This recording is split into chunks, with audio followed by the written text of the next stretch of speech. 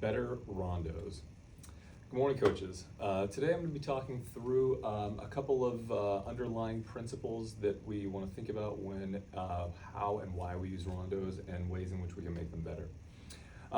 Typically when we think rondos, we're looking at that idea of a technical progression so that we can help players understand how to possess the ball, how we can find the free player, how can we receive, how can we pass, and doing so in a way that allows a slight increase of difficulty because we have in this scenario a 4v2, 4 blue trying to maintain possession, and we have our 2 defenders who are trying to win possession. Now in a typical kind of static rondo like this, you'll have your confined space and you'll have your players who are trying to maintain possession, and sometimes we'll see, can we open our hips to receive the ball? Can we find a split between defenders? And if the defender wins it, they become the attacker, and the attacker who lost possession or made a mistake becomes a defender.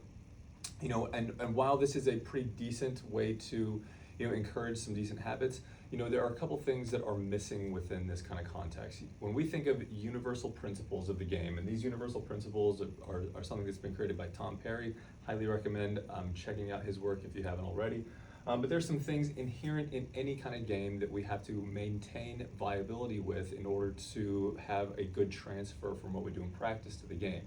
And those universal principles, task, goal. There has to be something, a direction we're attacking, and along with something we're defending. We have to have an intentionality. Are we trying to go over, around, through? We have to have space within which we can work. We have to have relationships with the teammates and defenders that we're playing with and against. And we have to have some element of transitions.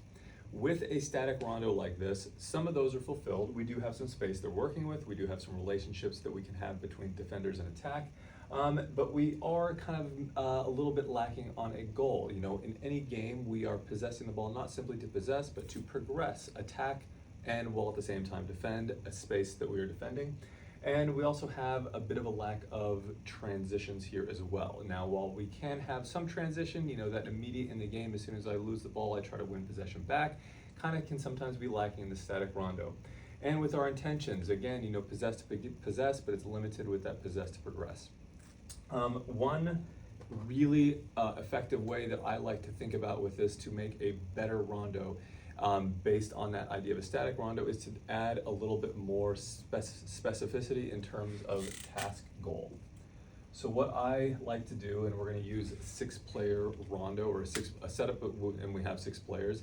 So instead of a 4v2, we're going to take 2 of these players and attack away, and we are going to add some direction. So with this direction, now we have a place in which we are attacking, a direction that we are going, along with a space that we are defending, and we're going to also add in those transitions. So in this 2v2 plus 2, we have our 2 neutrals playing on either end line, and our 2 players in attack, our 2 blue here, are trying to possess the ball, but they're trying to progress the ball from end line to end line and back. So in order to score a point, we play the ball to one of the neutrals.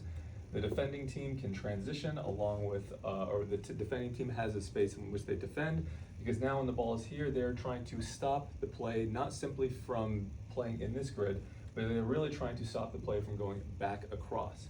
And similarly, our 2 players in attack here, they are trying to possess the ball, but they're trying to do so in a way in which they can possess to progress the ball to the opposite end line. And so as we continue to play, we transition, or we have our direction of attack and our direction of defense, and we also have our transitions. If blue makes a bad pass and yellow intercepts, now immediately yellow can play the ball to this neutral, they can get wide, and blue now has to defend. Now this does accomplish a lot of the same goals that 4v2 static rondo does. We do have space and relationships that we're working with. We are trying to possess, and we can possess to possess, but we're also trying to add in some more specificity with that task goal. Where are we trying to defend? Where are we trying to attack?